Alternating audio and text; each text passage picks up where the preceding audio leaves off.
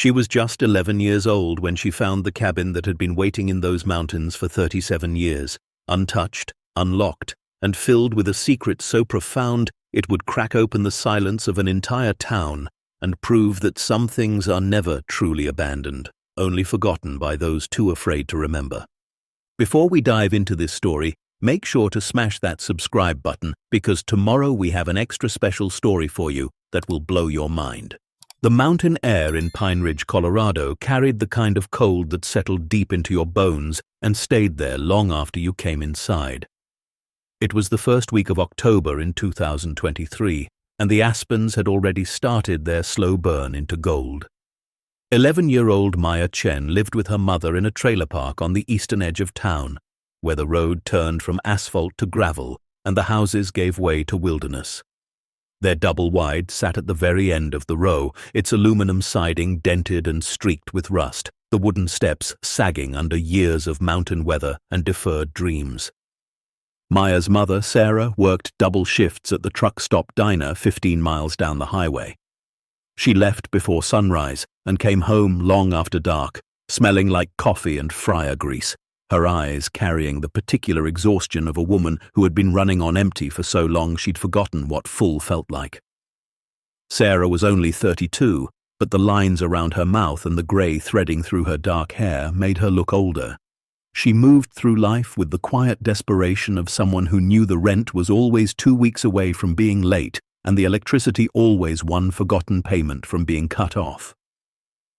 Maya understood, even at 11, that her mother was doing the best she could. She never complained about the hand-me-down clothes from the church donation box, or the fact that dinner was usually ramen noodles with a fried egg on top if they were lucky.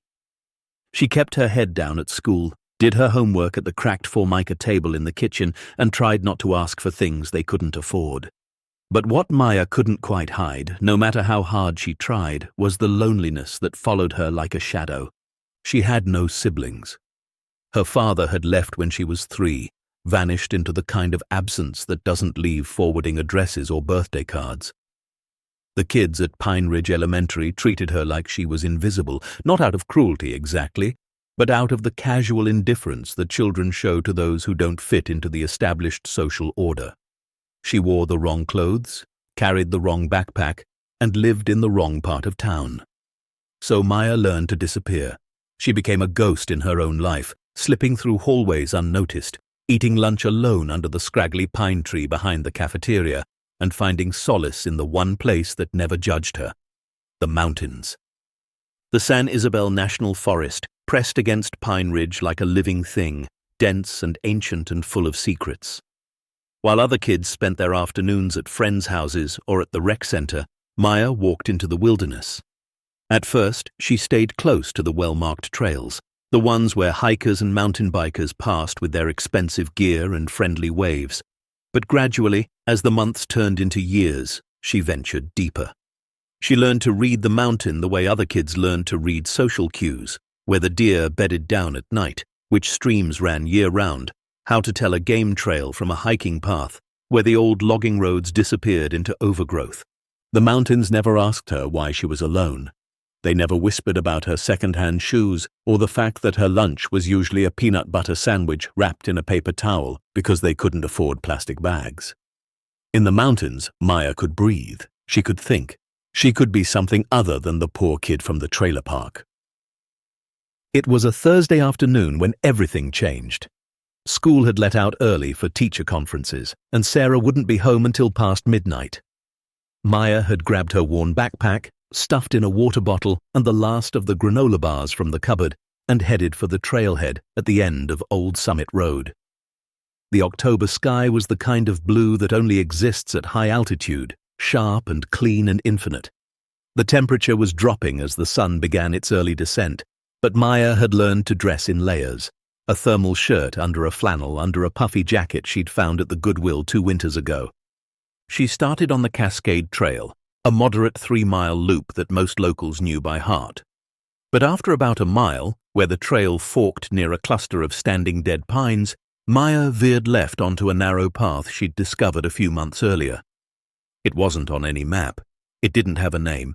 It was just a thin ribbon of disturbed earth winding upward through dense forest, probably made by elk or deer over decades of migration. She followed it higher, her breath coming in visible puffs, her legs burning pleasantly with exertion. The forest closed in around her, thick with lodgepole pine and Douglas fir. The air smelled like resin and earth. Somewhere above, a Clark's nutcracker called out, its harsh cry echoing through the canopy. Maya climbed for nearly an hour, pushing past places she'd been before, driven by something she couldn't name. Not curiosity exactly. More like instinct. Like the mountain was pulling her forward. The game trail eventually intersected with what looked like an old logging road, long abandoned. Wildflowers had reclaimed the center, and young aspens grew in clumps where sunlight managed to break through. Maya paused, catching her breath, and looked around. She'd never been this far up before. The town of Pine Ridge was somewhere far below, hidden by ridgelines and tree cover. Up here, there was only wilderness and silence. She was about to turn back when she saw it, a break in the tree line about 50 yards ahead, where the forest seemed to open into a small clearing. Something about the geometry of it felt wrong, too deliberate, too square. Natural clearings were round or irregular. This one had corners. Maya's heart began to beat faster. She approached slowly, stepping carefully over fallen logs and pushing aside low-hanging branches, and then she stopped, her breath catching in her throat. There, set back against a wall of granite and surrounded by towering pines, stood a cabin. It wasn't large, maybe 20 feet by 30 feet, built from weathered logs that had turned the color of old silver. The roof was corrugated metal, rusted at the edges, but still intact. A small covered porch stretched across the front, and 2 windows flanked a solid wooden door. The whole structure looked like it had grown from the mountain itself. Like it had been there so long the forest had simply accepted it as part of the landscape. But what struck Maya most wasn't the cabin itself. It was how well preserved it looked. This wasn't a ruin. This wasn't a collapsed shell of rotting wood and broken glass. The windows were intact. The door hung straight on its hinges. The porch didn't sag. It looked like someone could walk up those 3 wooden steps right now and turn the handle and walk inside. Maya stood frozen at the edge of the clearing, her pulse hammering in her ears. She looked around, half expecting to see someone watching from the trees, but there was nothing, just the wind moving through the pines and the distant call of a raven. She took 1 step forward, then another. The clearing was overgrown with wild grasses and fireweed gone to seed, but she could make out the remnants of a path leading to the porch. Her feet followed it almost automatically, carrying her closer even as her mind screamed at her to turn around, to run, to leave this place alone. But she couldn't. It was like the cabin had a gravity all its own. When she reached the porch, she stopped again. The wooden steps looked solid enough. She tested the first one with her weight. It held. She climbed slowly, each step creaking softly under her shoes. On the porch, she could see more details. A rusted metal chair tipped on its side in the corner, a faded mat in front of the door that might have once said, "Welcome." And next to the doorframe, a small shelf with a tin can that had long since filled with rainwater and debris. Maya reached out and touched the door. The wood was cold, smooth, aged by decades of weather. There was no lock, just a simple latch. Her hand trembled as she lifted it. The latch clicked open. The door swung inward with a low groan. And Maya stepped inside. The interior was dim, the only light coming from the 2 front windows and whatever filtered through gaps in the curtains. The air smelled like dust and old wood and something else, something faintly sweet, like dried herbs or aged paper. As Maya's eyes adjusted, she could make out the shape of the space.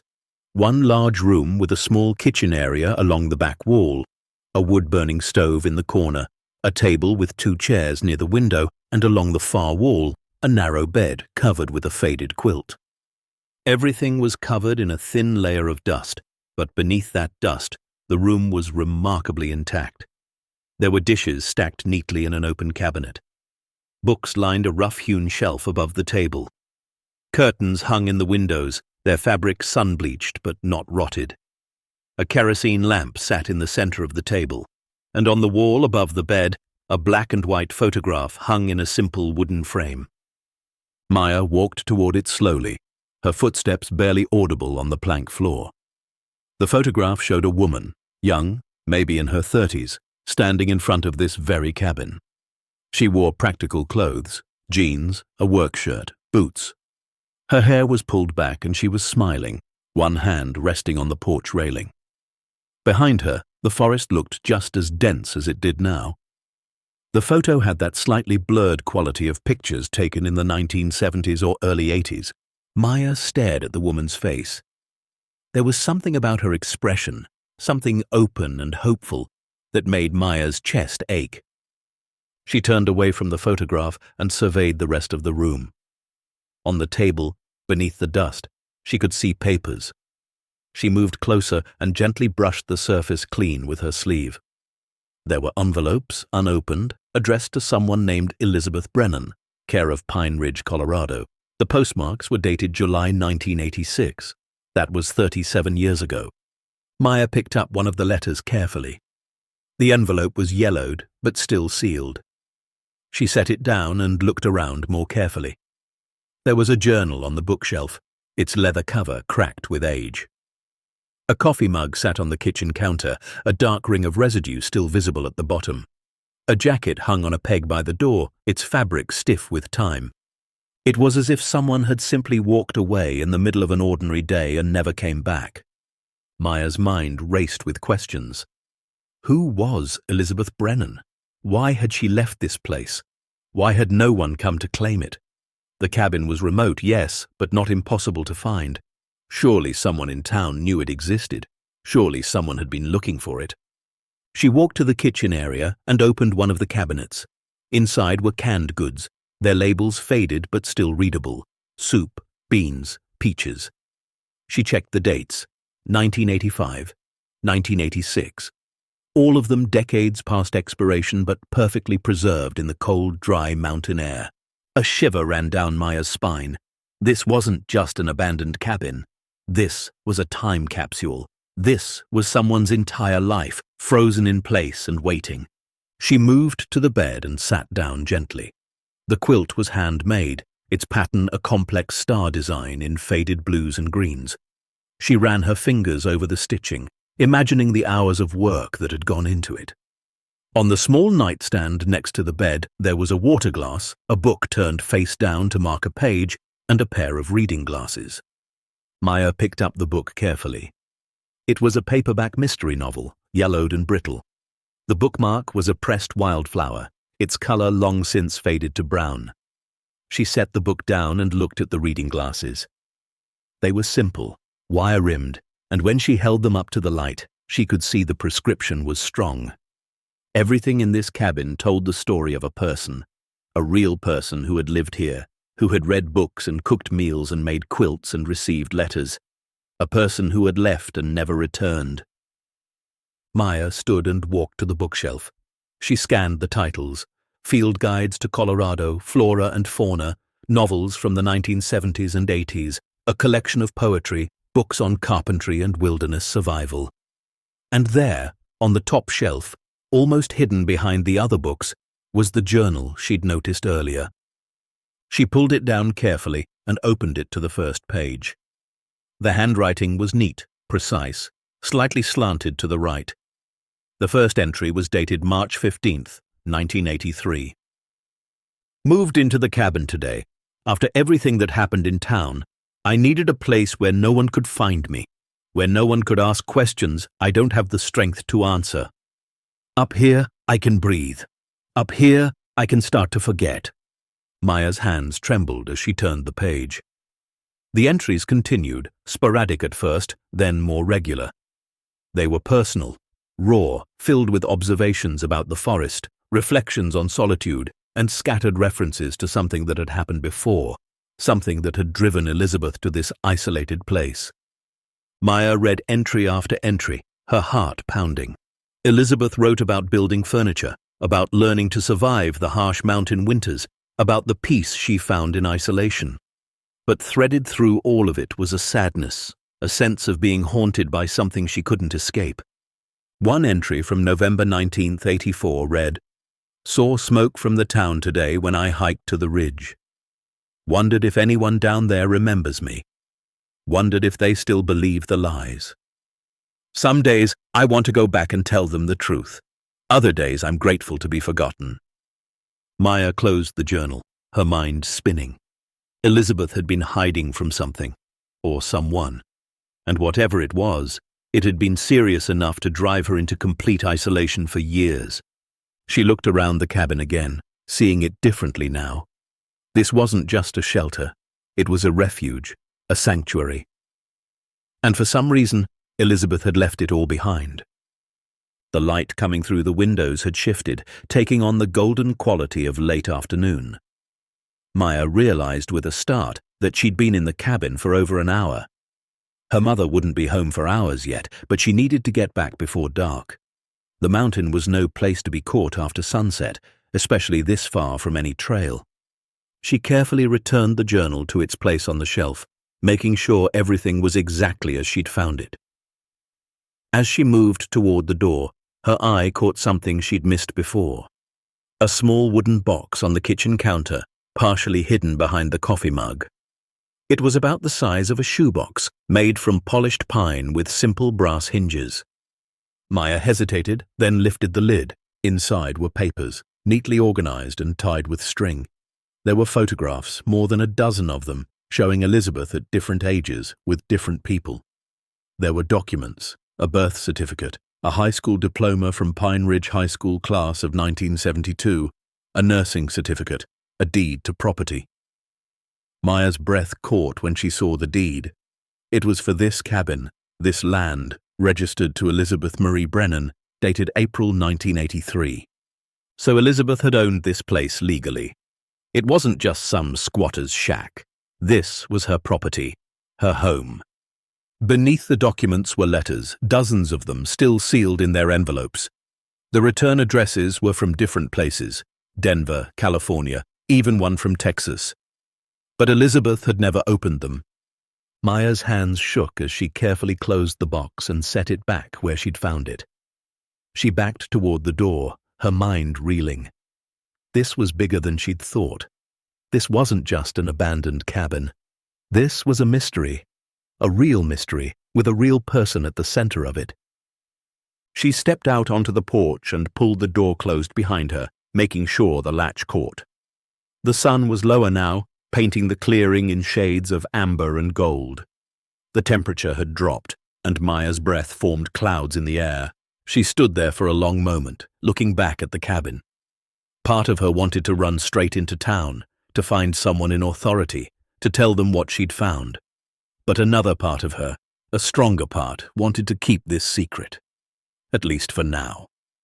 At least until she understood what had happened to Elizabeth Brennan, and why no one had come looking for her or her home. Maya descended the porch steps and walked back across the clearing to the tree line. Just before she entered the forest, she turned and looked back one more time. The cabin sat there, silent and patient, keeping its secrets in the gathering dusk. She memorized the landmarks, the distinctive granite outcropping behind the cabin, the cluster of 3 dead trees to the east, the shape of the ridgeline above. She would find her way back. She had to. The hike down was faster than the climb up, but Maya moved carefully, not wanting to risk an injury this far from help. By the time she reached the main trail, the sky had turned purple, and the first stars were beginning to appear. She jogged the last mile back to the trailhead, her backpack bouncing against her shoulders. The trailer park was quiet when she got home. Most people were inside, their windows glowing with the blue light of television screens. Maya let herself in through the back door and stood in the kitchen, her heart still racing from the hike and from what she'd discovered. She dropped her backpack on the floor and walked to the sink for a glass of water. As she drank, she stared out the window at the dark shape of the mountains rising against the night sky. Up there, hidden among those peaks and valleys, was a cabin no one claimed, a home frozen in time, and a story no one knew. Maya dried her hands on a dish towel and walked to the small desk in the corner of the living room where she did her homework. She pulled out a notebook and opened to a fresh page. At the top, she wrote, Elizabeth Brennan, March 1983 to? Below that, she began to list everything she remembered from the cabin. The journal, the letters, the photographs, the deed, the dates. She wrote down questions. Why did Elizabeth leave town? What lies was she talking about? Where did she go? Is she still alive? She worked until her hand cramped, filling 3 pages with observations and questions. When she finally stopped, it was past 9 o'clock. Her mother would be home in a few hours, exhausted and ready to collapse into bed. Maya would be asleep by then, or pretending to be. She closed the notebook and hid it under her mattress, something she'd learned to do with anything she didn't want her mother to worry about. Not that Sarah had the energy to snoop, but Maya had become skilled at carrying her own burdens quietly. That night, lying in bed with the sounds of the trailer settling around her, Maya couldn't stop thinking about the cabin, about Elizabeth standing on that porch in the photograph, smiling at whoever held the camera, about the unopened letters and the untouched belongings and the journal entries that hinted at pain and betrayal. She thought about the way the cabin had felt, not abandoned, but waiting, like it had been holding its breath for 37 years, hoping someone would finally come and set it free. Maya didn't know yet what she would do with her discovery. She didn't know if she should tell someone or keep investigating on her own. All she knew was that something had shifted inside her the moment she stepped through that cabin door. She'd found something that mattered, something bigger than her small life in the trailer park, bigger than the loneliness that followed her through school hallways. She'd found a mystery. And for the first time in her 11 years, Maya felt like she had a purpose. Outside, the wind picked up, rattling the thin walls of the trailer. But Maya barely noticed. Her mind was already racing ahead, planning her return to the mountains, imagining what other secrets the cabin might hold, wondering if somewhere in that frozen moment of 1986, she might find the key to understanding what had happened to Elizabeth Brennan.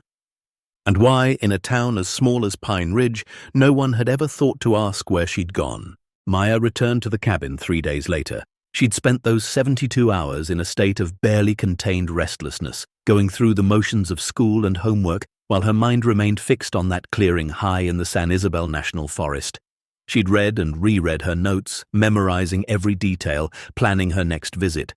The weather forecast called for clear skies through the weekend, and her mother had picked up extra shifts at the diner, which meant Maya would have entire afternoons to herself. Saturday morning arrived crisp and cold. Maya packed her backpack more carefully this time. 2 water bottles, granola bars, a flashlight, extra batteries, a small first aid kit, and the notebook where she'd been recording her observations. She also brought something else, a disposable camera she'd bought with the $7 she'd saved from helping Mrs. Patterson next door with her groceries. 27 exposures. She needed to document what she'd found. The hike up felt different this time. Familiar. The game trail that had seemed so mysterious before now felt like it belonged to her, like it was leading her home. She made good time, reaching the old logging road in just under an hour. When the cabin came into view through the trees, her heart lifted in a way that surprised her. It was still there, still waiting. She approached more confidently than before, crossing the clearing in long strides and climbing the porch steps without hesitation. The latch lifted easily under her hand, and she stepped inside. The cabin greeted her with its particular smell of dust and thyme and mountain air. Maya stood in the doorway for a moment, letting her eyes adjust, feeling the weight of the silence. Then she got to work. She started with the photographs in the wooden box on the kitchen counter. Carefully, she removed each one and laid them out on the table in chronological order based on how old Elizabeth looked in each image. The earliest showed a young girl, maybe 7 or 8, standing in front of a house with white siding and a large front porch. The photo was in color, faded to that particular yellow-orange tint of pictures from the 1960s. A man and woman stood behind the girl, their hands on her shoulders. Parents, Maya assumed. The next few photos showed Elizabeth progressing through childhood and adolescence, school pictures, birthday parties, a photo of her in a cheerleading uniform that made Maya smile. Elizabeth had been part of the world once, normal, connected, happy. What had changed? The later photographs told a different story. Elizabeth in her 20s, wearing nursing scrubs, standing outside what looked like a hospital. Her smile was different in these pictures, more reserved, more careful. Then a photo that made Maya's breath catch. Elizabeth with a man, both of them dressed for what looked like a wedding or formal event. He had his arm around her waist. She was leaning into him. They both looked radiantly happy. Maya turned the photo over. On the back, in faded ink, someone had written, "Elizabeth and James, Spring 1979. She set the photo aside and continued through the stack.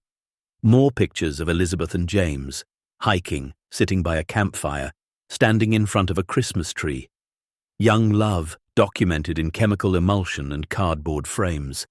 And then, abruptly, the photographs of James stopped. The remaining pictures showed only Elizabeth alone, her smile growing thinner and more strained with each image until, in the final photograph, she wasn't smiling at all. Maya gathered the photos carefully and returned them to the box. She picked up the camera and took several shots of the table, the kitchen area, the books on the shelf. Each click of the shutter felt significant, like she was preserving evidence of something important. Next, she turned her attention to the journal. She'd only read the first few entries last time, and now she wanted to go deeper. She settled into one of the chairs at the table, opened to where she'd left off, and began to read. Elizabeth's entries painted a picture of increasing isolation, but also of fierce independence. She wrote about learning to hunt, about installing solar panels on the roof for minimal electricity, about digging a root cellar into the hillside behind the cabin to store food through the winter. She described the sound of elk bugling in September, the way snow muffled everything in January, the particular quality of light on spring mornings when the forest came back to life. But woven through these observations were darker threads, references to what they said and what they believed, and the truth no one wanted to hear. Elizabeth never spelled out exactly what had happened, but Maya began to piece together a narrative of accusation and betrayal, of a small town turning against one of its own. One entry from June 1985 was particularly revealing. "Ran into Tom Harper on the trail today. He was as shocked to see me as I was to see him. We stood there staring at each other for a long moment, and I could see him trying to decide whether to speak or run. He finally asked if I was living up here. I told him it was none of his business. He said people in town had wondered what happened to me. I said people in town had made it very clear they didn't want me around. He looked ashamed, but he didn't apologize. They never do. He asked if I was okay, if I needed anything. I told him I needed to be left alone. He nodded and walked away. I wonder if he'll tell anyone he saw me. I wonder if anyone will care." Maya read the entry 3 times, committing it to memory. Tom Harper. She'd heard that name before. There was a Harper Auto Repair on Main Street, and the owner was an older man named Tom. Could it be the same person? She continued reading, moving through the seasons of 1985 and into early 1986. The entries grew shorter, more sporadic. Elizabeth wrote less about her daily survival and more about memory, about the past, about regret and loss. The final entry was dated July 2nd, 1986. 29 years old today, spent it alone as expected. Sometimes I think about going back down there and making them listen, making them understand what really happened. But what's the point? They've already decided who to believe, and it wasn't me. James would have been 31 next month. Hard to believe he's been gone 7 years. Hard to believe I'm still here, still breathing, still waking up to mountains that don't judge me. Maybe that's enough. Maybe that has to be enough. And then nothing. No more entries. The rest of the journal's pages were blank. Maya closed the book slowly, her mind racing. James had died. That much was clear. And somehow his death was connected to whatever had driven Elizabeth into the mountains. She pulled out her notebook and wrote, "James died 1979. Elizabeth blamed, town turned against her. Why?" She stood and walked to the bookshelf, examining the titles more carefully. Most were what you'd expect. Practical guides, novels, classics. But tucked between two field guides was something different. A newspaper folded and yellowed with age. Maya pulled it out carefully. It was the Pine Ridge Gazette, dated August 14th, 1979. The headline read, "Local man dies in tragic accident. Community mourns loss of James Whitmore." Maya's hands shook as she unfolded the brittle paper. The article described how James Whitmore, aged 23, had died in a hiking accident in the San Isabel National Forest. He'd apparently fallen from a rocky outcropping during a solo hike. His body had been found by other hikers 2 days later. He was described as a beloved member of the community, a volunteer firefighter recently engaged to Elizabeth Brennan, a nurse at Pine Ridge Medical Center. The article was straightforward, factual, sympathetic. But beneath it, in the same edition, was a smaller piece, more of an editorial or opinion column. The headline read, "Questions remain after Whitmore tragedy." Maya read it with growing horror. The columnist, whose name was listed as Margaret Finch, raised questions about the circumstances of James's death. Why had he been hiking alone when he usually hiked with Elizabeth? Why had Elizabeth waited a full day before reporting him missing? Why were there conflicting accounts of what she'd told authorities? The piece stopped short of making direct accusations, but the implication was clear. Margaret Finch thought something didn't add up. Maya set the newspaper down and walked to the window, trying to process what she'd learned. The pieces were starting to fit together. James had died. People had questions. Those questions had apparently become suspicions, and Elizabeth, rather than defend herself, had fled to the mountains. But why? If she was innocent, why run? Why hide? Maya spent the next 2 hours going through every drawer, every box, every corner of the cabin. She found more newspapers, all from the same period in 1979, each one containing articles or letters to the editor about James's death. The tone grew increasingly hostile as the weeks progressed. By September, people were openly speculating that Elizabeth had been involved somehow. Someone suggested she'd pushed him. Someone else claimed they'd heard the couple arguing the day before he died. The rumors had snowballed, gaining weight and speed until they'd crushed any hope Elizabeth had of a normal life in Pine Ridge. In a metal lockbox under the bed, Maya found something that made her gasp. A letter, handwritten on legal paper, dated October 15, 1979. It was from a lawyer, advising Elizabeth that while the sheriff's department had officially ruled James's death an accident, public sentiment was strongly against her, and that she might want to consider relocating for her own safety and peace of mind. Maya photographed everything: the newspapers, the letter, pages from the journal, the photographs of Elizabeth and James. She was running out of film, down to the last few exposures, but she needed this documented, needed proof of what she'd found. As the afternoon light began to slant through the windows, Maya realized she needed to head back. But before she left, she did one more sweep of the cabin, looking for anything she might have missed. That's when she noticed something odd about the wood-burning stove in the corner. It sat on a raised platform of bricks and stones, which made sense for fire safety, but the platform seemed larger than necessary, extending several feet beyond the stove itself. Maya knelt down and examined the bricks. They were loose, not mortared together. She carefully lifted one, then another. Beneath the bricks was a hollow space, and inside that space was a metal box, similar to the one under the bed but larger. Maya's heart hammered as she pulled it out. It was heavy, and when she opened it, she understood why. Inside were documents, legal documents, police reports, medical records, all related to James Whitmore's death. And tucked into a folder labeled Evidence were photographs, crime scene photographs of the location where James had fallen. Maya's stomach turned as she looked at them, but she forced herself to study each one carefully. What she saw didn't match the narrative in the newspapers. The photos showed a rocky area, yes, but it wasn't particularly high or dangerous looking, maybe 10 or 12 feet. James had been an experienced hiker. Why would he fall from something so manageable? And there, in one of the photos, something Maya's 11-year-old mind almost missed, a close-up of James's hiking boot, and near it, what looked like rope fibers. She pulled out a police report. It was thorough, detailed, and it concluded that James had slipped and fallen, hitting his head on the rocks below. Accidental death. But stapled to the back of the report was a handwritten note from Elizabeth, apparently submitted to the sheriff's department weeks after James's death. In it, she explained that James had been teaching himself rock climbing techniques and had brought rope with him that day to practice. She'd told him it was dangerous to practice alone, but he'd been confident.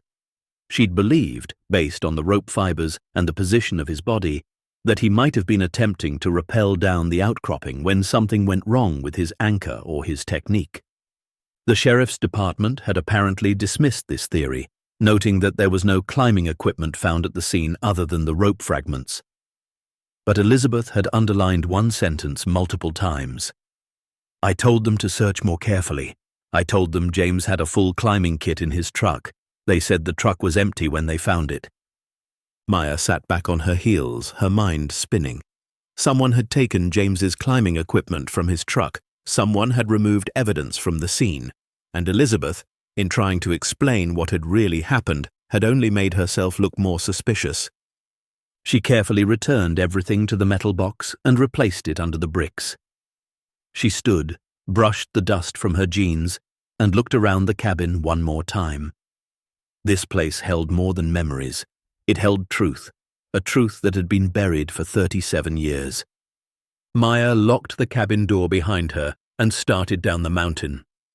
The sun was setting, painting the sky in shades of orange and purple. She moved quickly, urgency pushing her forward. She needed to tell someone. She couldn't carry this alone anymore. But who? Her mother was barely keeping her head above water and didn't have the bandwidth for a decades-old mystery. The police? They'd been the ones to close the case in the first place. A teacher? Most of them barely noticed Maya existed. By the time she reached the trailhead, the stars were beginning to appear. Maya stood in the parking area, empty except for her mother's old Honda, which she'd borrowed that morning. She looked back up at the dark mass of the mountains, knowing the cabin was up there, keeping its secrets. She drove home slowly, her mind made up.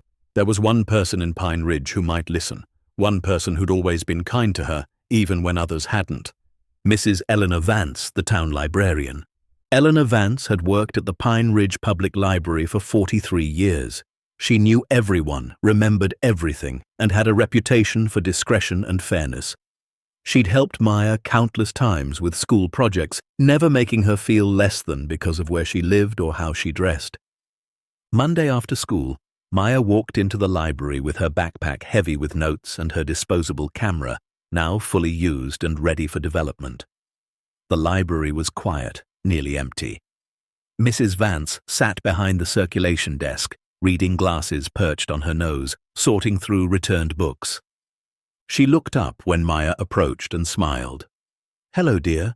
Looking for something specific today?" Maya glanced around to make sure they were alone. "Mrs. Vance, I need to ask you about something important, and I need you to promise you won't tell anyone until I'm ready."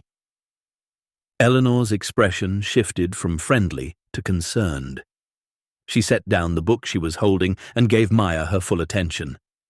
"That sounds serious. Are you in trouble?"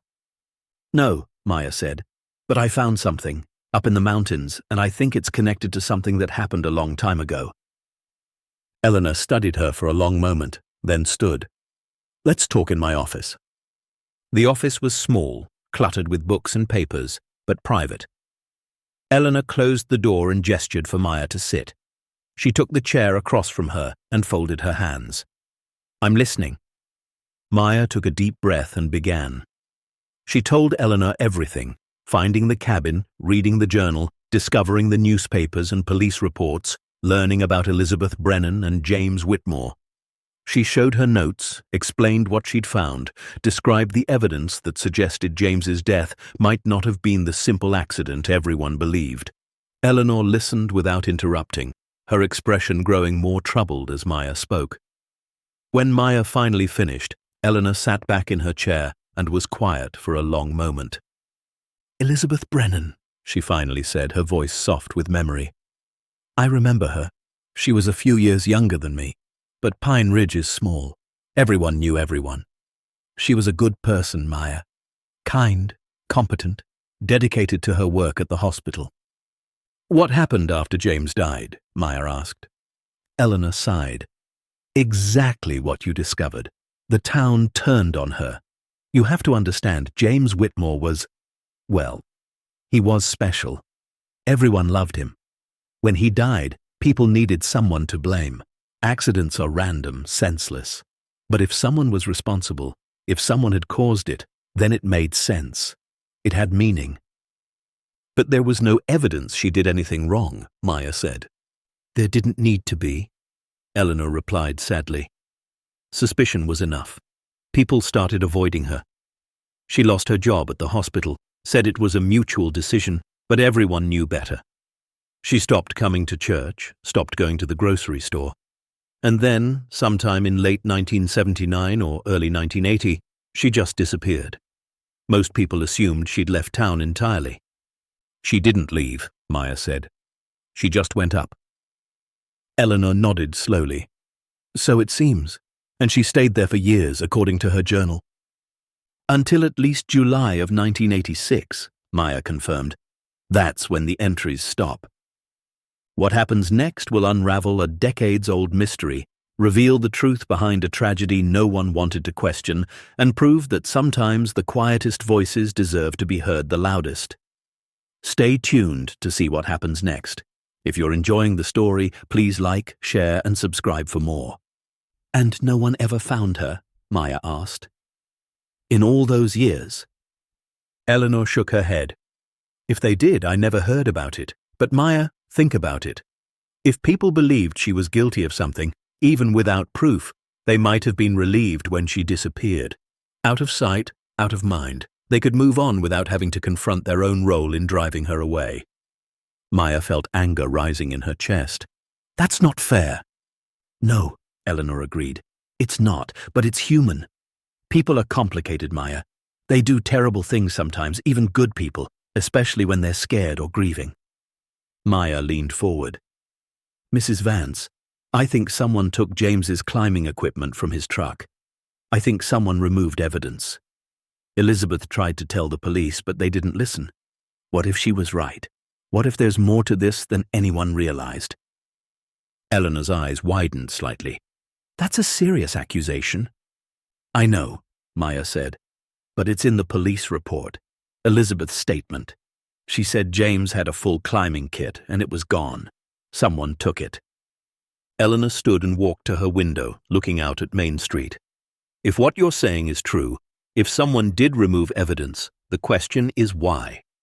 What would anyone gain from hiding the fact that James was practicing climbing techniques? Maybe they didn't want people to know he was up there doing something risky, Maya suggested. Maybe they blamed Elizabeth for not stopping him, so they made it look like a simple fall instead of a climbing accident. Or, Eleanor said slowly, turning back to face Maya, maybe there was something else at the scene, something someone didn't want found. Maya felt a chill run down her spine. Like what? I don't know, Eleanor admitted. But I think we need to find out. And I think we need to find out what happened to Elizabeth. Is she still alive? Did she ever leave that cabin? Where did she go? Will you help me? Maya asked. Eleanor returned to her chair and met Maya's eyes. Yes, but we have to be careful. If people in this town didn't want to hear the truth 37 years ago, they might not want to hear it now either. And if someone did remove evidence, if someone did cover something up, they won't be happy about us digging it back up. Over the next week, Maya and Eleanor became partners in investigation. They met at the library every day after school, always in Eleanor's office, always behind closed doors. Eleanor had access to town records, old newspapers, census data. She taught Maya how to search, how to cross-reference, how to build a timeline. They discovered that the sheriff who'd handled James's case, a man named Walter Crenshaw, had died in 2012. The deputy who'd assisted him, though, was still alive. Thomas Harper. The same Tom Harper from the auto repair shop. The same man Elizabeth had run into on the trail in 1985. Eleanor found property records showing that Elizabeth had indeed purchased the land where her cabin stood in April of 1983, paying cash. She'd never sold it. According to county records, Elizabeth Marie Brennan still owned 5 acres in Section 12 of the San Isabel National Forest. Which means, Eleanor said, legally, that cabin and everything in it still belongs to her. Or to her estate if she's deceased. They searched for death records. Nothing. They searched for Elizabeth in other states, other cities. Nothing conclusive. It was as if she'd simply vanished from official records after 1986. "We need to talk to Tom Harper," Maya said one afternoon. Eleanor hesitated. "He's not going to want to discuss this, especially not with an 11-year-old girl and a librarian." "But he saw her," Maya insisted. "In 1985. He knows she was up there. He might know more." "Or he might warn whoever else might be watching," Eleanor countered. Maya frowned. "You think someone's watching?" "I think," Eleanor said carefully, "that secrets this old, in a town this small, have a way of protecting themselves.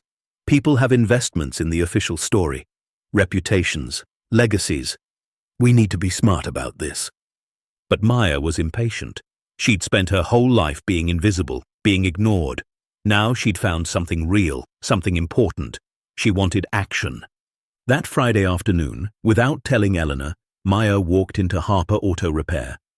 The shop smelled like oil and metal and hard work.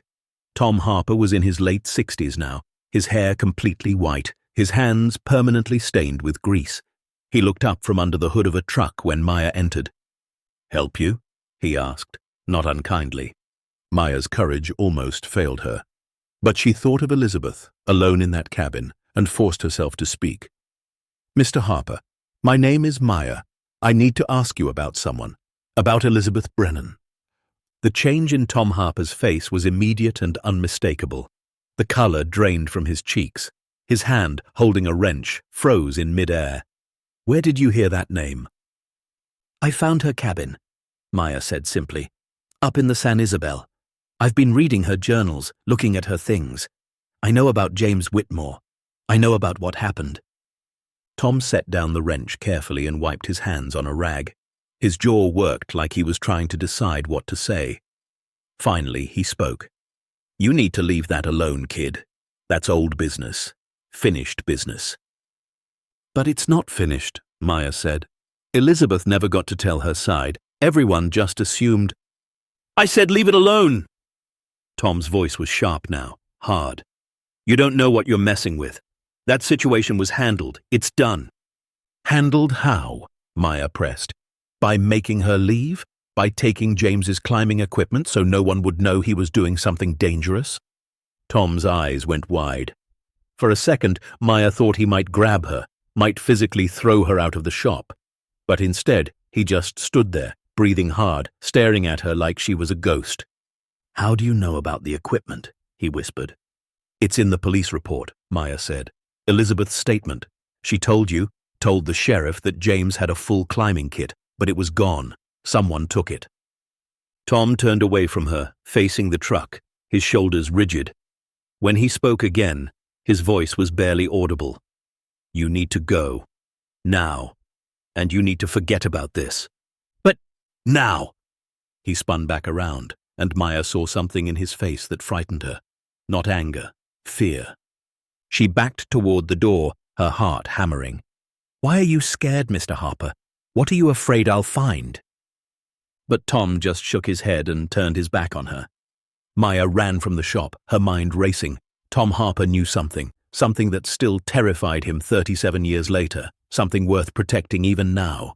She ran all the way to the library, burst through the doors, and found Eleanor shelving books. "We need to talk," she gasped. "Right now." In the office, Maya told Eleanor what had happened. Eleanor's face grew pale as she listened. "Maya, you shouldn't have gone there alone. If Tom Harper was involved in covering something up, confronting him was dangerous." "But he knows something," Maya insisted. "You should have seen his face when I mentioned the climbing equipment. He was terrified." Eleanor stood and began pacing. Terrified of what, though? Of being caught? Or of something else? What do you mean? Eleanor stopped and looked at Maya. What if Tom Harper wasn't covering up evidence to protect himself? What if he was protecting someone else? The question hung in the air between them. Who? Maya asked. I don't know, Eleanor said, but I think it's time we found out. And I think I know where to start. She walked to her filing cabinet and pulled out a folder. I've been doing some digging of my own. Margaret Finch, the woman who wrote those opinion pieces questioning Elizabeth, she's still alive. She lives in an assisted living facility in Denver, but she's still sharp. I called her yesterday. Maya's eyes went wide. You did? I wanted to know why she'd been so convinced Elizabeth was hiding something. She told me something interesting. She said that the day before James died, she saw him arguing with someone in the parking lot behind the hardware store. She couldn't hear what they were saying, but James was angry. Really angry. She'd never seen him like that before. Who was he arguing with? Maya asked. Eleanor met her eyes. She couldn't remember the name, but she said he was young, wore a deputy's uniform, and drove a sheriff's department vehicle. Maya's breath caught. Thomas Harper. He was the deputy on the case. Exactly, Eleanor said. And 2 days later, James was dead, and Tom Harper was in charge of processing the scene. The pieces were falling into place, forming a picture neither of them wanted to see. But Maya couldn't stop now. Wouldn't stop. What do we do? She asked. Eleanor closed the folder. We keep digging, carefully, quietly, and we find out what really happened on that mountain in August of 1979, because I don't think James Whitmore's death was an accident, and I don't think Elizabeth Brennan was the one responsible. The following Monday, Eleanor called Maya's mother. Sarah answered on the third ring, her voice tired and wary. Hello? Mrs. Chen, this is Eleanor Vance from the Pine Ridge Library. I hope I'm not calling at a bad time. There was a pause. Is Maya in trouble? Not at all, Eleanor assured her. Actually, I'm calling because Maya has been doing some remarkable research work, and I'd like your permission to involve her in a special project. It would require some after-school time, possibly some weekend work, but I promise she'll be supervised and safe. Another pause, longer this time. What kind of project? Eleanor had prepared for this. Local history preservation. Maya discovered some information about a historical property in the National Forest, and I think she could help document it for the County Historical Society. It would look wonderful on college applications someday. The magic words. College applications. A future beyond the trailer park. Sarah's voice softened. She'd really be helping? She already has been, Eleanor said truthfully. Your daughter is special, Mrs. Chen. She sees things others miss. That evening, Sarah signed a permission form Eleanor had drafted, barely reading it, just grateful that someone saw value in her daughter. Maya felt a pang of guilt for not telling her mother the whole truth, but Eleanor had been right. This investigation was becoming complicated, potentially dangerous. The less Sarah knew, the safer she'd be. Over the next 2 weeks, Maya and Eleanor worked like archaeologists, excavating a buried city. They combed through old newspapers, interviewing anyone who'd been in Pine Ridge during the late 1970s. Most people's memories were hazy, filtered through 4 decades and the collective agreement to forget. But slowly, details emerged. James Whitmore had worked for the National Forest Service in the summer of 1979, conducting trail maintenance and wildlife surveys. He'd been well-liked, hard-working, engaged to Elizabeth with a wedding planned for the following spring. But in the weeks before his death, several people remembered him becoming withdrawn, distracted, arguing with his supervisor about something. That supervisor's name was in the old Forest Service records, David Harper, Tom Harper's older brother. It's always a Harper, Maya muttered, staring at the personnel file Eleanor had requested through a Freedom of Information Act submission. David Harper had died in 2007, but Eleanor tracked down his widow Martha, who still lived in Pine Ridge in a neat brick house on Elm Street. She agreed to meet them on a Saturday afternoon, serving tea and cookies in a living room filled with photographs of children and grandchildren. Martha was 71, her hair silver, her hands marked with age spots. But her mind was sharp, and when Eleanor mentioned James Whitmore, her expression grew troubled. "I always felt badly about James," Martha said quietly. "David did too, though he never said it outright. Men of that generation didn't talk about feelings much." "Mrs. Harper," Eleanor said gently, "we're trying to understand what happened. Not to cause trouble, but because we think there might be more to the story than people knew." Martha set down her teacup. "James found something, up in the forest. David never told me exactly what, but it was something that wasn't supposed to be there, something illegal." Maya leaned forward. "What kind of illegal?" "I don't know for certain," Martha said. "But I remember David coming home angry one night in July. He said James was threatening to go to federal authorities about something, and it was going to cause problems for a lot of people. David told him to leave it alone, that it wasn't his business." "Did James leave it alone?" Eleanor asked. Martha shook her head. "No, he and David had a terrible argument. I heard part of it. James said someone needed to stop it before people got hurt.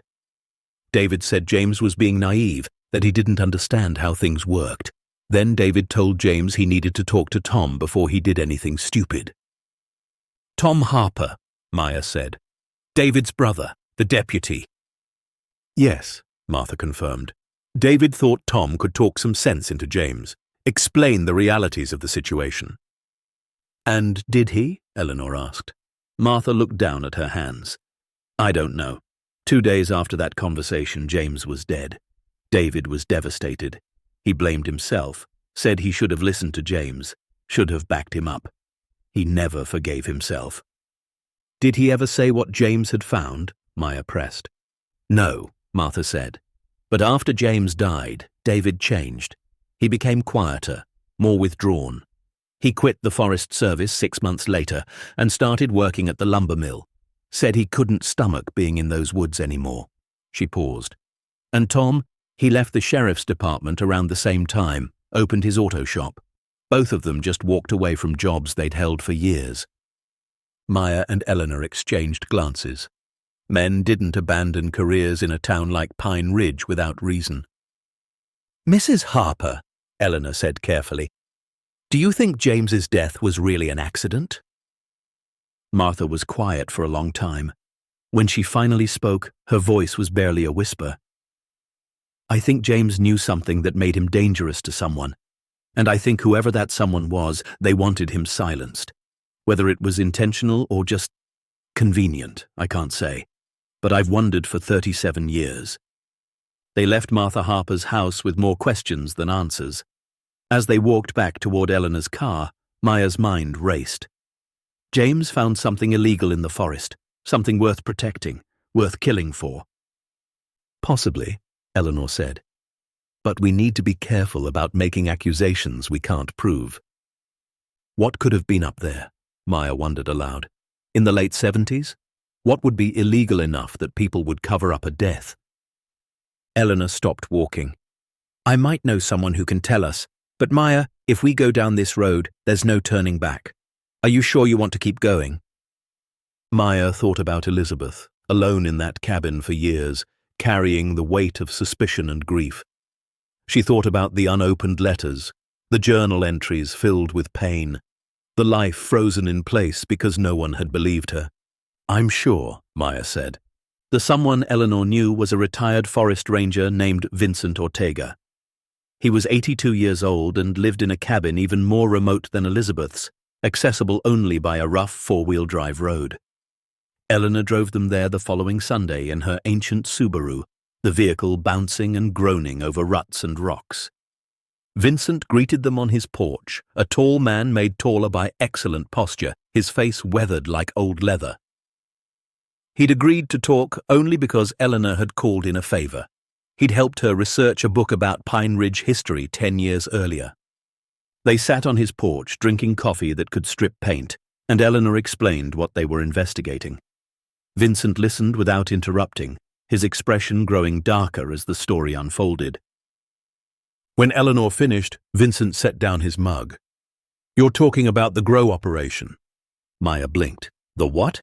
Marijuana, Vincent said bluntly.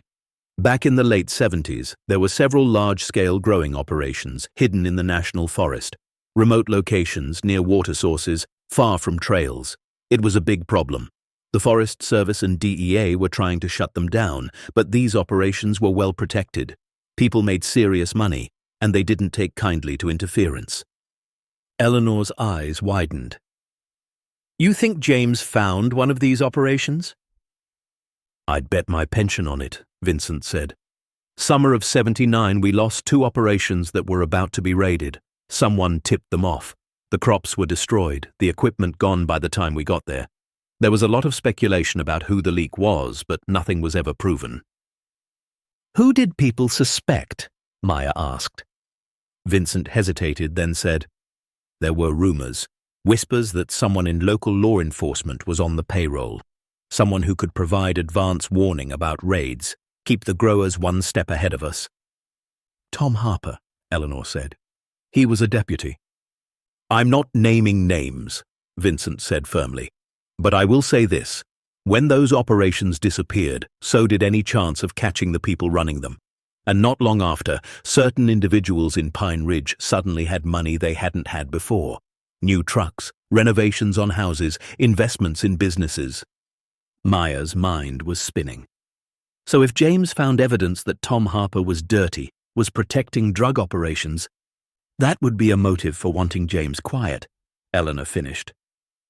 Vincent nodded grimly. Those operations were violent, young lady. People got hurt, sometimes killed. If James stumbled onto one and tried to expose it, especially if he had evidence implicating a law enforcement officer, he trailed off, the implication clear. What happened to the operations eventually? Eleanor asked. They moved, Vincent said. Farther into the wilderness, onto private land where we had less jurisdiction. By the mid-'80s, the problem had shifted elsewhere. But the damage was done. Good men had died, families were destroyed, and the people responsible just melted back into normal life. They drove back to Pine Ridge in silence, both of them processing what they'd learned. The picture was becoming clearer and more disturbing. James Whitmore had likely discovered evidence of Tom Harper's involvement in protecting illegal marijuana operations. He'd threatened to expose it, and somehow, before he could, he'd ended up dead at the bottom of a rocky outcropping with his climbing equipment mysteriously missing. Elizabeth had known something was wrong. She'd tried to tell the authorities, but the authorities included the very person who had reason to keep the truth buried. So she'd been dismissed, suspected, driven away. And she'd hidden herself in the mountains, keeping her evidence, waiting for someone to finally believe her. We need to go back to the cabin, Maya said suddenly. Eleanor glanced at her. Why? Because Elizabeth kept police reports, evidence, photographs. If James had proof of what he'd found, proof of Tom's involvement, Elizabeth might have it. She might have hidden it up there. The next Saturday, they made the hike together. Eleanor was in decent shape for 63, but the altitude and terrain tested her. Maya slowed her pace, patient, guiding Eleanor up the game trail and along the old logging road. When the cabin came into view, Eleanor stopped, breathing hard, staring. My God, she whispered. It's exactly as you described, like she just stepped out for a walk. They spent hours searching, going through boxes and drawers Maya had already examined, looking with fresh eyes and new context. Eleanor found a stack of topographical maps in a drawer. Several areas were circled in red ink, all within a 10-mile radius of the cabin. Notes in the margins. Jay said plants here, equipment here, told Ath about this one, gone 2 days later. She was mapping the grow operations, Eleanor said. Elizabeth knew what James had found. Maya was searching under the bed when her fingers touched something taped to the underside of the mattress support. She pulled, and a large manila envelope came free, sealed with brittle tape. Mrs. Vance, she called. I found something. They opened the envelope together. Inside were photographs, dozens of them, taken with a telephoto lens. The images showed a clearing in the forest, rows of marijuana plants, irrigation equipment, armed men standing guard. And in several photos, clearly visible, was a sheriff's department vehicle. In one particularly damning image, Tom Harper stood next to one of the armed men, both of them smiling, shaking hands. "James took these," Eleanor breathed. "This is what he found." There was more. A written statement, signed by James and dated August 10th, 1979, 4 days before he died. In it, James detailed what he'd discovered: a large-scale marijuana growing operation on federal land protected by Deputy Thomas Harper in exchange for payment. James had documented 3 separate sites, had photographs, had witnessed Harper meeting with the growers. He'd planned to submit the evidence to the FBI field office in Denver on August 18th. He never made it. "We have to take this to the authorities," Maya said. "Which authorities?" Eleanor asked. "Tom Harper might be retired, but he still has friends in the sheriff's department. Friends who might not want this coming to light." "Then who?" Maya felt frustration rising. "We can't just sit on this."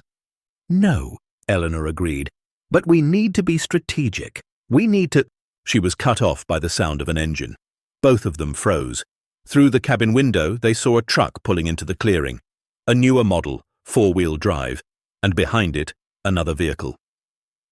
"Someone followed us," Maya whispered, fear creeping up her spine. The truck doors opened. Tom Harper stepped out, older and grayer than when Maya had confronted him at his shop, but unmistakable. With him was a younger man in his 40s, wearing a sheriff's department uniform. Deputy Ryan Garrison, according to the name tag visible even from this distance.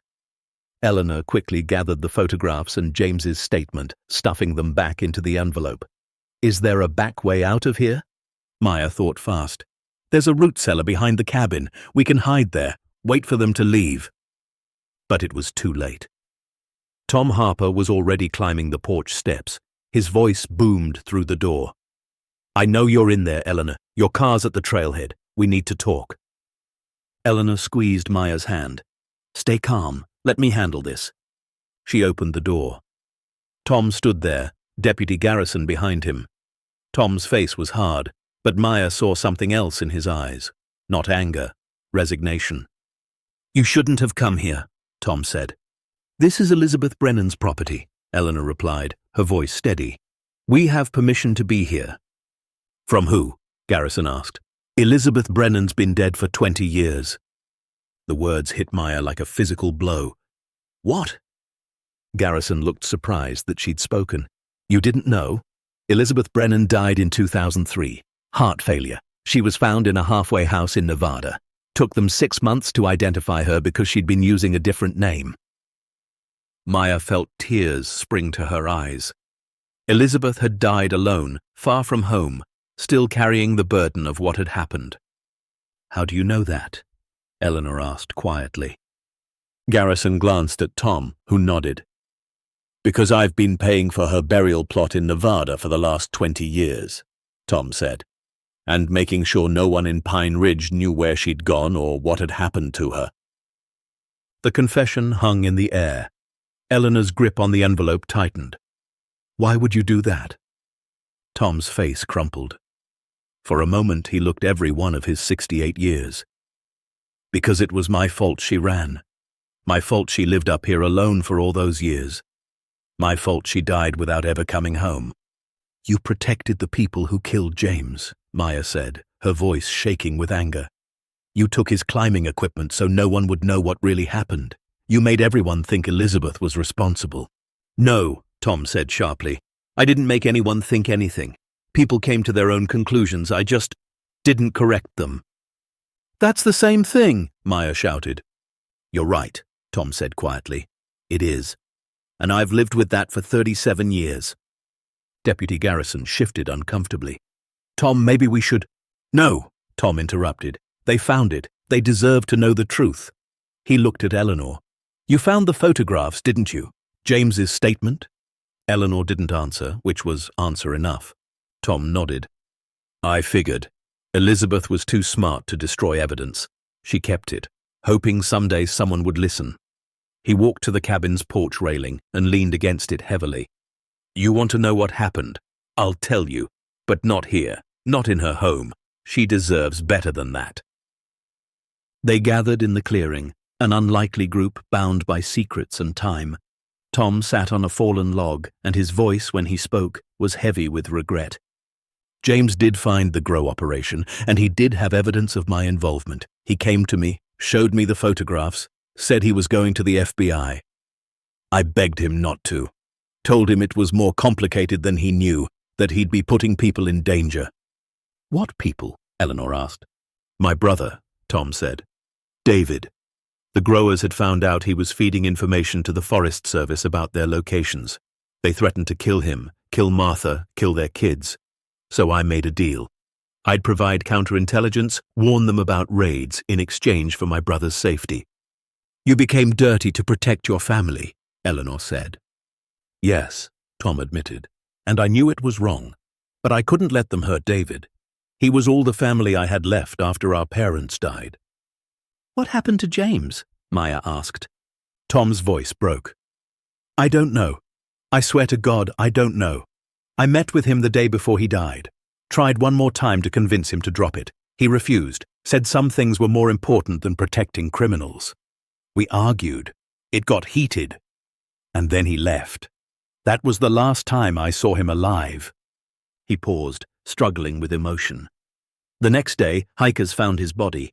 When I processed the scene, I saw the rope fibers, saw signs that he'd been practicing climbing techniques. And I saw something else. What? Eleanor pressed. Evidence that he hadn't been alone. Footprints, fresh cigarette butts, a specific brand that the growers smoked. I knew what had happened. They'd found out about his evidence, probably followed him, confronted him. Maybe they meant to scare him, maybe they meant to kill him. Either way, he ended up dead. And you covered it up, Maya said. I removed the evidence that anyone else had been there, Tom confirmed. Took James's climbing equipment to make it look like a simple accident. I told myself I was protecting my brother, keeping him safe. But really, I was protecting myself. I was a coward.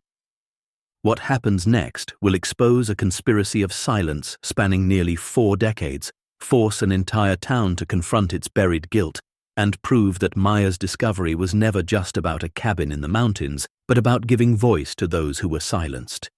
Stay tuned to see how this unfolds. If you're gripped by this story, make sure to subscribe so you don't miss what happens next. What about Elizabeth? Eleanor asked. She tried to tell you what she suspected. She had James's evidence. She did, Tom said. She came to me 3 weeks after James died. Showed me the maps, the photographs James had given her for safekeeping. Said she knew I'd covered something up. I told her she was wrong, that she was grieving and looking for someone to blame. I lied to her face. Tears were streaming down his weathered face now. She looked at me and said, You know the truth, Tom. You'll have to live with that. And then she left. Couple months later, she bought this land, built this cabin. I saw her once, years later, on a trail. She told me she was waiting for someone brave enough to tell the truth. Why didn't you? Maya demanded. Why didn't you just tell people what really happened? Because by then, it was too late, Tom said. The growers had moved on. My brother had quit his job, was trying to rebuild his life. Elizabeth was gone, and James was dead. What good would the truth do except destroy more lives? It would have given Elizabeth her life back, Maya shouted. It would have cleared her name. I know, Tom whispered. And I tried. In 2003, when I found out she'd died, I tried to tell people, tried to explain, but no one wanted to hear it. The town had moved on. James's death was an old tragedy, best forgotten. And Elizabeth was just the woman who'd disappeared after her fiancé died. No one cared anymore. I care, Maya said fiercely. And Elizabeth cared. That's why she kept everything. That's why she waited. Garrison, who'd been silent throughout, finally spoke. So what now? You've got evidence of corruption from 1979 involving people who are either dead or too old to prosecute. The growers are long gone. What are you going to do with it? Eleanor looked at Maya. That's not our decision alone. This cabin, this evidence, it all belonged to Elizabeth. We need to honor her wishes. How? Maya asked. She's dead. We don't know what she wanted. Actually, Tom said, reaching into his jacket, we do. He pulled out a sealed envelope, yellowed with age. Elizabeth left this with a lawyer in Nevada before she died. Instructions for what to do with her property if anything happened to her. The lawyer tracked me down in 2004, sent it to me. I've been holding on to it ever since. He handed it to Eleanor. I think she'd want you to open it now. Eleanor broke the seal carefully. Inside was a single page, handwritten in the same neat script Maya recognized from the journal. She read aloud, "To whoever finds this, if you're reading these words, then I'm gone, and someone has finally found my cabin. I've kept James's evidence all these years because the truth matters, even when it's painful, especially when it's painful. James died trying to do the right thing. He deserves to be remembered for his courage, not as a cautionary tale about hiking safety. I don't want revenge. The people responsible have to live with what they've done, and that's punishment enough. What I want is acknowledgement. I want the town of Pine Ridge to know what really happened. I want James's death to mean something, and I want my name cleared, even if I'm not around to hear it. Use my cabin as you see fit. Use the evidence however you think best, but please tell the truth. That's all I ever wanted. Just the truth. Elizabeth Marie Brennan, April 2003. The clearing was silent, except for the wind in the pines. Maya felt something break open in her chest, a mixture of grief and determination so powerful it nearly knocked her over. We have to tell everyone, she said. We have to make them listen. Eleanor looked at Tom. Are you prepared for that? For what it will mean? Tom nodded slowly. I've been preparing for 37 years. It's time. Garrison cleared his throat.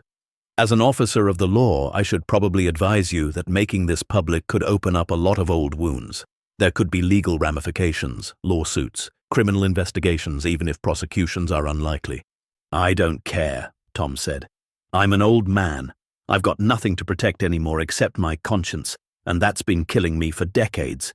If telling the truth destroys my reputation, so be it. It's less than I deserve. They spent the next hour in the cabin, going through everything, cataloguing what they had. The photographs, the statement, the journal entries, the maps. Eleanor took notes, organized everything into a timeline.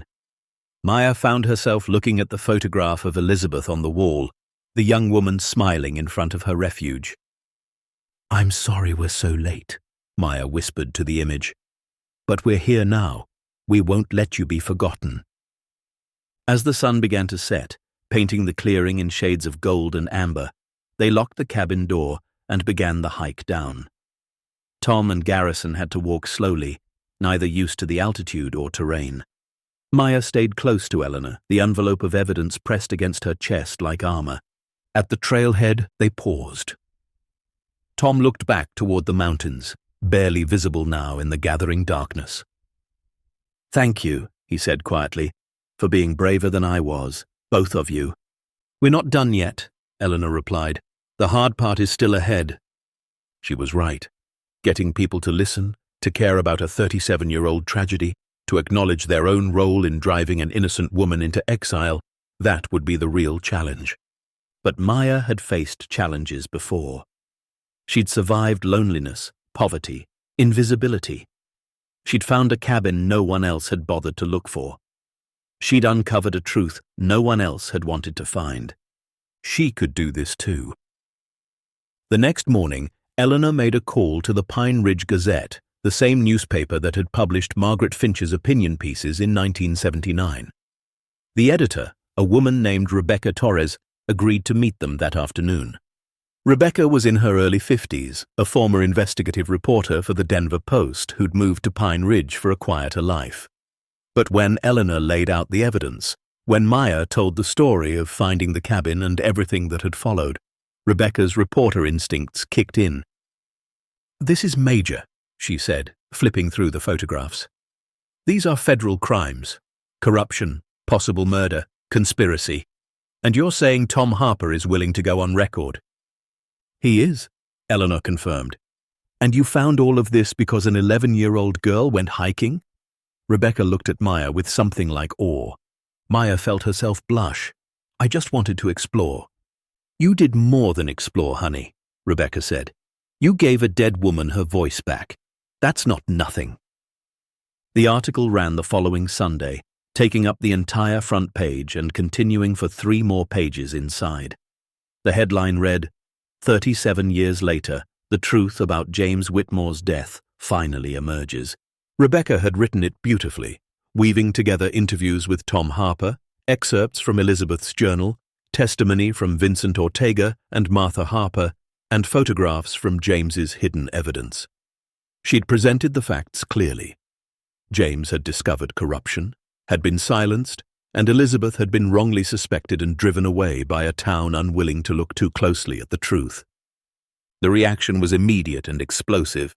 Some people were horrified, unable to believe that Tom Harper, a respected business owner and former deputy, could have been involved in such corruption. Others were defensive, insisting that the evidence was circumstantial, that Tom was lying for attention, that this was all a ploy to slander the memory of good people. But many, especially those who'd known Elizabeth, responded with shame and regret. Letters poured into the Gazette's office. Phone calls flooded the newsroom. People who'd shunned Elizabeth in 1979 wrote about their guilt, their sorrow, their wish that they'd been braver. Maya's name was in the article, identified as the local student who discovered Elizabeth Brennan's cabin and preserved evidence. Within days, she went from invisible to infamous.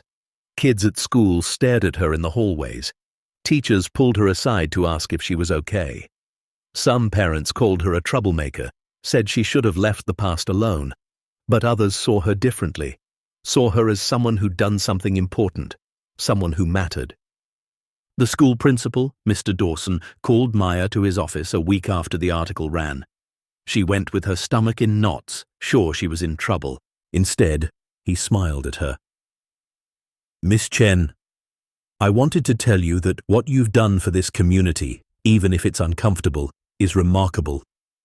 You've reminded us that truth matters more than comfort. That's a lesson many adults still need to learn. Maya blinked back tears. Thank you. I also wanted to let you know that the County Historical Society has reached out. They want to work with you and Mrs. Vance to preserve Elizabeth Brennan's cabin as a historical site. They're calling it the Brennan Memorial Heritage Cabin. They'd like you to be part of the committee overseeing its preservation. Maya's heart soared. Really? Really, Mr. Dawson confirmed. You found it. You told her story. It's only right that you help decide what happens to it next. The following Saturday, a town meeting was held at the community center to discuss what should be done about the revelations. The building was packed, standing room only. Maya sat in the front row with Eleanor, her mother beside her, looking proud and slightly overwhelmed. Tom Harper stood at the podium, his voice steady as he gave his full statement, holding nothing back. He admitted his role, explained his reasoning, accepted full responsibility. When he finished, the room erupted in shouting, some calling for his prosecution, others for forgiveness. But then Eleanor stood and raised her hand. The room gradually quieted. I understand the anger, she said. I share it. What Tom did was wrong, and he knows it. But prosecuting an elderly man for crimes committed 40 years ago won't bring James Whitmore back. It won't erase what happened to Elizabeth Brennan. What it will do is allow us to feel righteous while avoiding our own responsibility. She turned to face the crowd. Every single person in this room who was here in 1979, you had a choice. You could have believed Elizabeth. You could have questioned the official story. You could have demanded a real investigation, but you didn't. You chose comfort over truth. We all did. The room was silent now. So instead of focusing on punishment, Eleanor continued, I propose we focus on remembrance, on making sure Elizabeth's story, James's story, is told and preserved, on teaching the next generation to be braver than we were. A woman in the back stood up. Maya recognized her as Susan Whitmore, James's younger sister, now in her 50s. I agree with Eleanor, Susan said, her voice trembling. I've spent nearly 40 years believing my brother died in a stupid accident, that Elizabeth was somehow responsible. Now I know the truth, and it's devastating. But it's also freeing. For the first time I can grieve properly.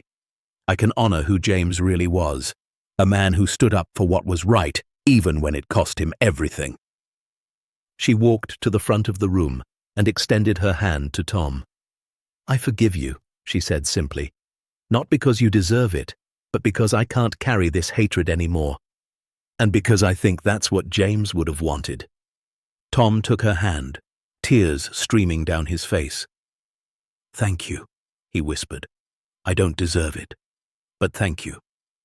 The meeting ended with a vote. Overwhelmingly, the town agreed to establish the Elizabeth Brennan Memorial Fund, dedicated to preserving her cabin, maintaining James Whitmore's legacy, and providing scholarships for students who demonstrated moral courage. Maya was asked to serve on the board. At 11 years old, she was the youngest member by 4 decades. But no one questioned her right to be there. Over the following months, the cabin became a project that unified the town in ways Maya had never imagined. Volunteers hiked up with materials to repair the roof and reinforce the foundation. Eleanor worked with the county to get the site registered as a historical landmark. Susan Whitmore donated money to create interpretive displays about James's life and work. And Maya, she led tours for school groups, telling the story of Elizabeth and James, of truth and courage, of what happens when we choose comfort over justice.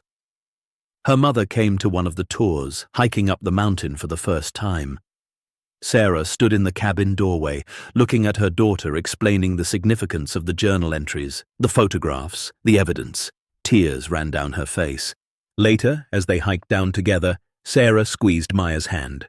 "I'm so proud of you, baby. You're stronger than I ever was." "I learned from you, Mama," Maya said.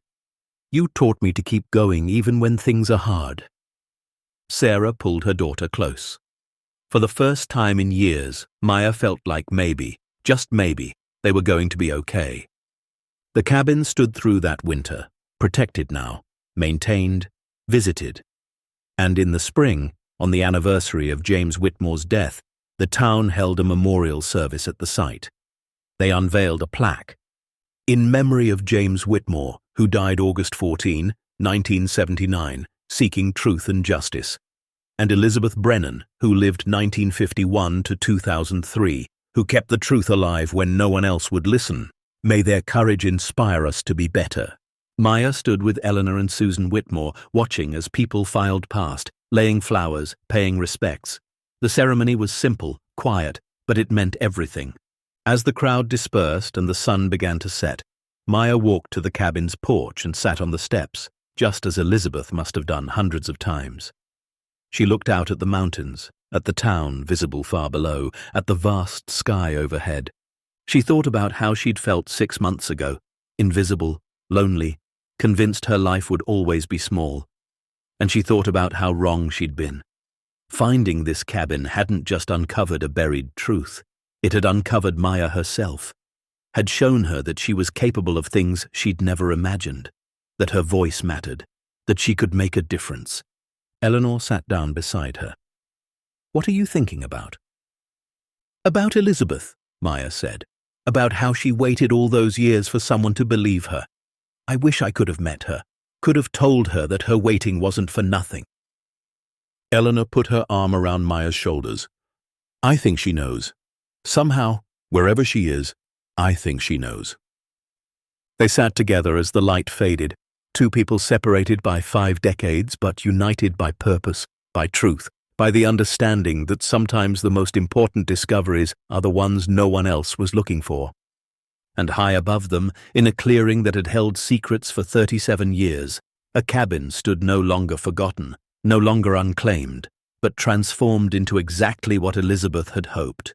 A testimony to truth, a reminder that courage matters, and a promise that the silenced will eventually be heard if someone is brave enough to listen. The winter snows came early that year, blanketing Pine Ridge in white by mid-November. The cabin, now maintained by the Historical Society, stood sealed against the elements, its monthly checks performed by volunteers who snowshoed up the mountain to ensure the structure remained sound. Maya couldn't make the trip in deep snow, but she thought about it constantly, that place that had changed everything. It was now March of 2024, 5 months since the memorial service, and Pine Ridge had transformed in ways both visible and invisible. The Brennan Memorial Fund had raised over $60,000. Tom Harper had donated his entire savings, nearly $45,000, as what he called his penance. The money funded scholarships, historical preservation, and a new community center program teaching local history to elementary students. Maya's life had changed most of all. She was 12 now, no longer the invisible girl from the trailer park. Teachers called on her in class. Students invited her to sit with them at lunch. Her mother had been promoted to shift manager at the diner, a raise that meant they could finally afford to move out of the trailer park and into a small rental house on Maple Street. But the biggest change was internal. Maya walked differently now, stood straighter, spoke with confidence she'd never possessed before. She'd learned that her voice mattered, that asking questions and seeking truth wasn't troublemaking, it was necessary. On a Saturday morning in late March, as the snow began its retreat and the first signs of spring emerged, Maya received a phone call that would open yet another chapter in Elizabeth's story. Eleanor's voice was breathless with excitement. "Maya, you need to come to the library, right now. Someone's here who you need to meet." Maya grabbed her jacket and rode her bike the 12 blocks to the Pine Ridge Public Library, her mind racing with possibilities. When she walked through the doors, Eleanor was standing with a woman Maya had never seen before. She was in her 60s, with grey hair cut short and intelligent eyes behind wire-rimmed glasses. Something about her face seemed familiar. "Maya," Eleanor said, "this is Dr. Catherine Brennan, Elizabeth's younger sister." Maya's breath caught. I didn't know she had a sister. "Neither did anyone in Pine Ridge," Catherine said, extending her hand. Her grip was firm, warm. "Elizabeth and I had a falling out years before she moved here. We didn't speak for over 2 decades. I didn't even know she'd died until last month when a friend sent me the article about what you discovered." They moved to Eleanor's office and Catherine pulled out a worn leather satchel. "I've spent the last few weeks going through Elizabeth's things, what little remained.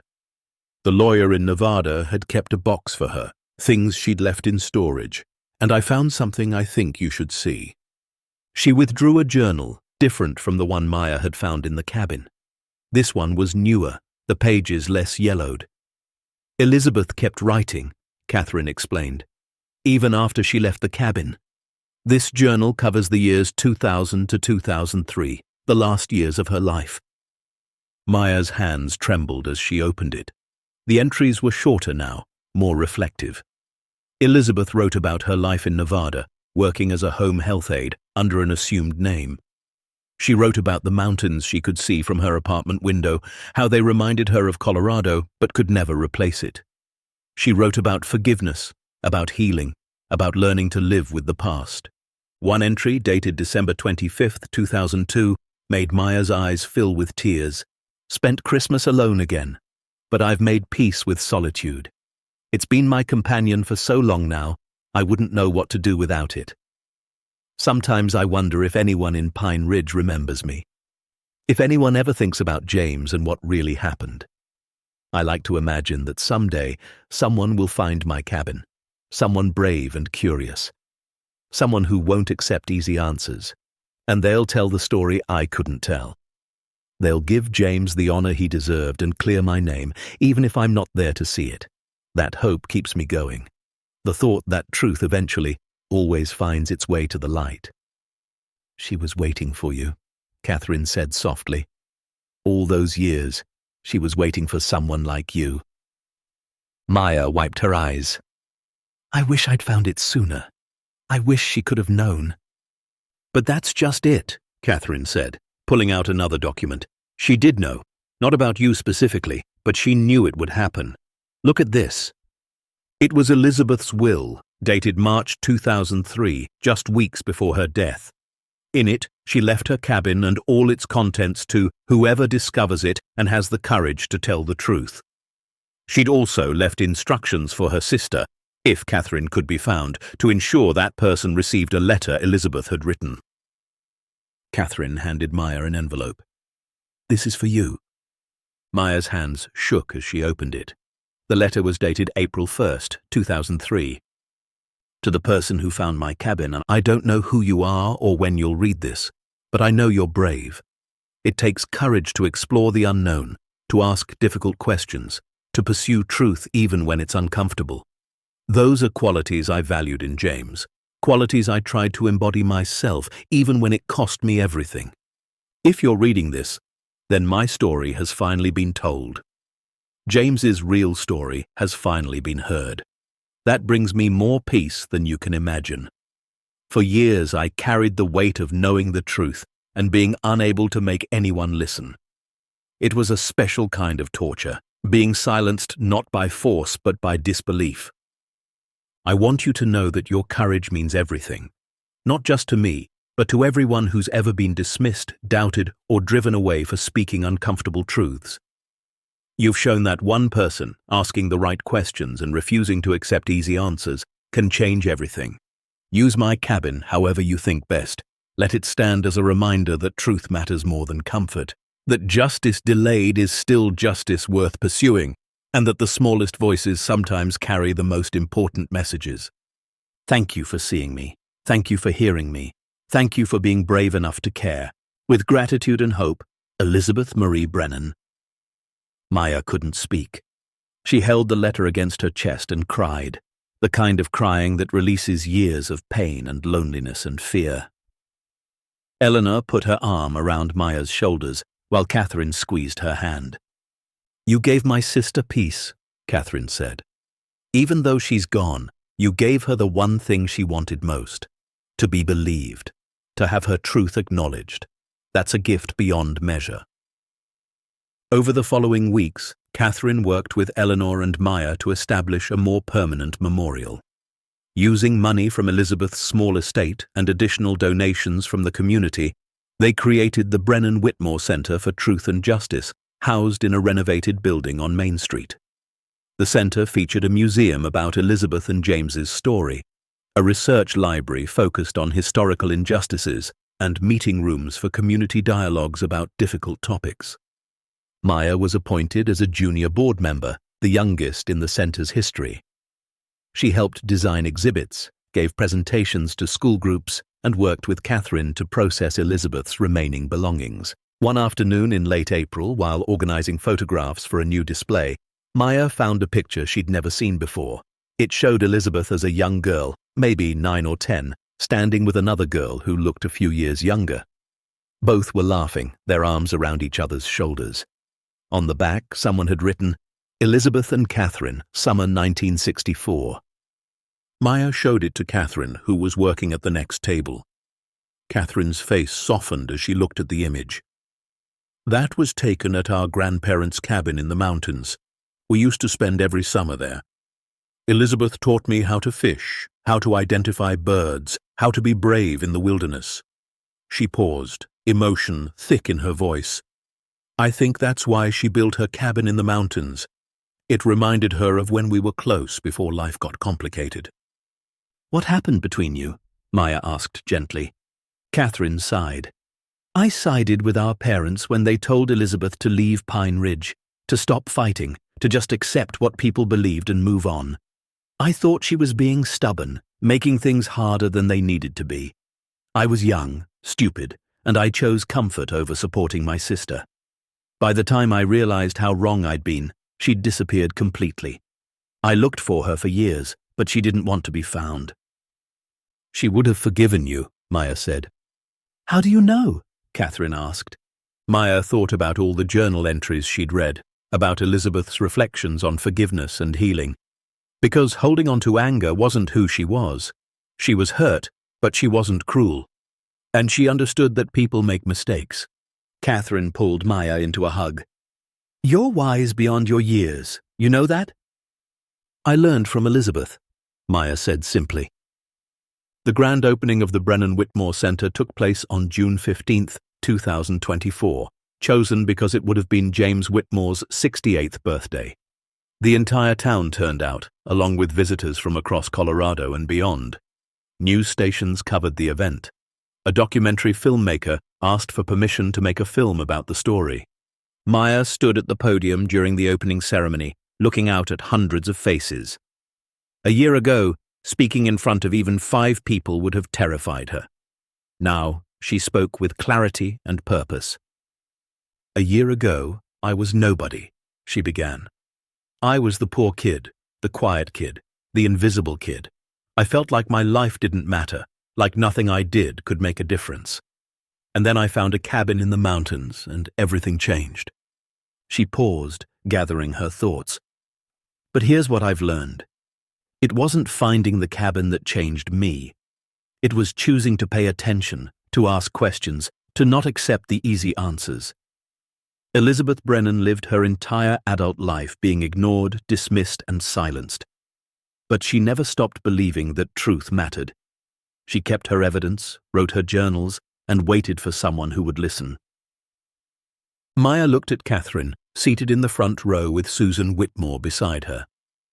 What happened to Elizabeth and James was a tragedy, but what happened after, the silence, the willingness to believe lies because they were more comfortable than truth, that was a choice.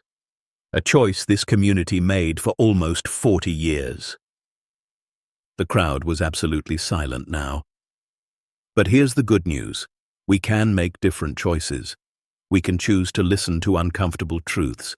We can choose to believe people who are dismissed and doubted. We can choose courage over comfort. That's what this center represents. Not just remembering the past, but learning from it, being better because of it. She held up the photograph of young Elizabeth and Catherine.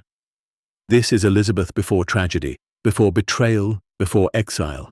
Just a girl in the mountains, happy and free. That's who she always was, underneath everything else. And that's who I think we should remember, not just as a victim, but as someone who showed us what real courage looks like. The applause was thunderous. People stood wiping their eyes. Tom Harper, seated near the back, had tears streaming down his weathered face.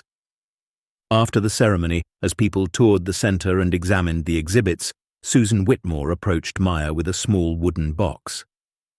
"This belonged to James," she said. "I've been holding on to it for years, couldn't bear to look inside, but I think it's time, and I think you should be the one to open it with me." They found a quiet corner, and Susan lifted the lid. Inside were treasures from James's life, his Forest Service badge, photographs of him with Elizabeth, letters they'd written to each other, a small velvet box containing an engagement ring.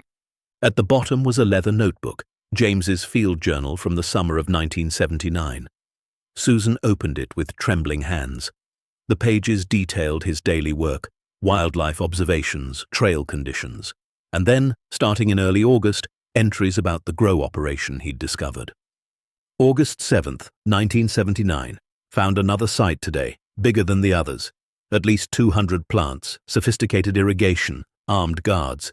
Took photographs from a distance. This is getting dangerous, but I can't look the other way. These operations are destroying federal land, putting hikers at risk, and corrupting good people. I have to do something.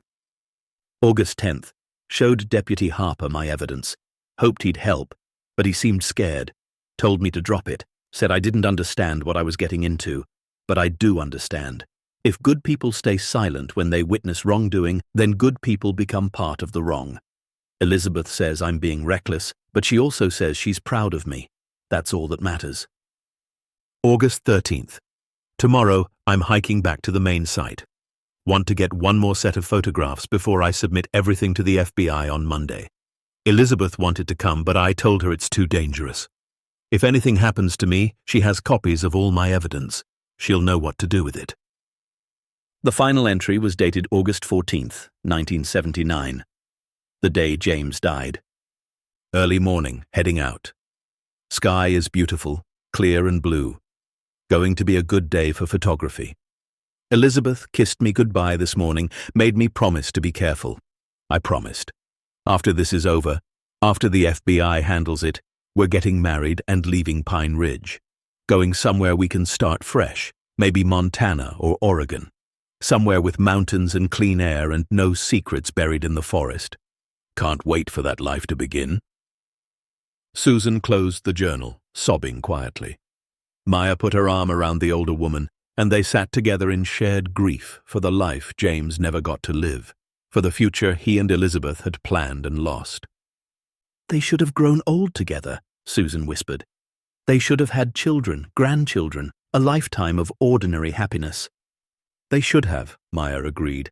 And what happened to them was wrong, but we're making sure their story matters, that their lives counted for something.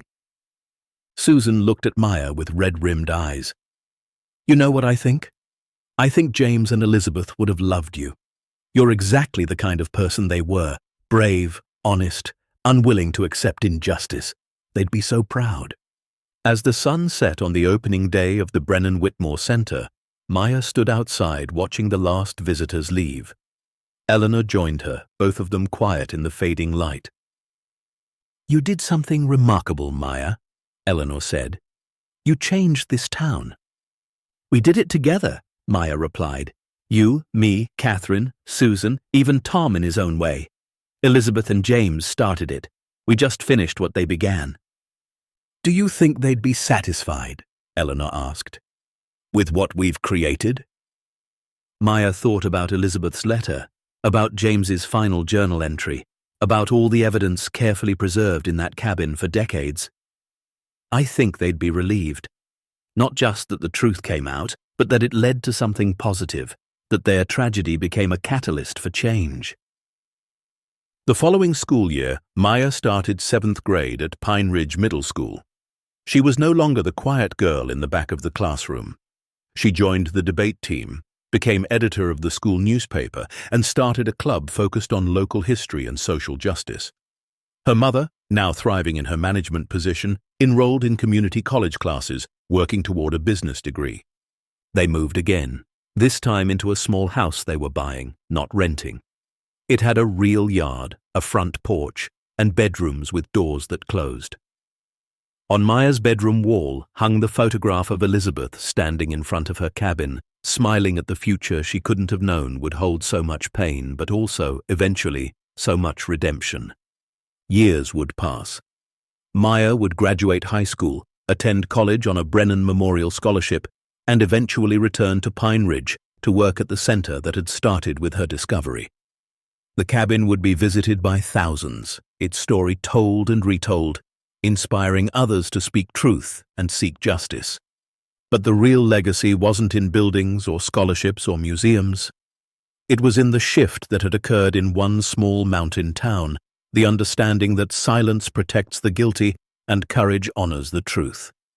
It was in the lives changed by one 11-year-old girl who refused to accept that an abandoned cabin was just an abandoned cabin, who understood that every hidden place holds a story worth telling. Anyone can change the world if they're curious enough to explore what others ignore, brave enough to speak what others silence, and stubborn enough to believe that truth, no matter how long buried, deserves to be unearthed.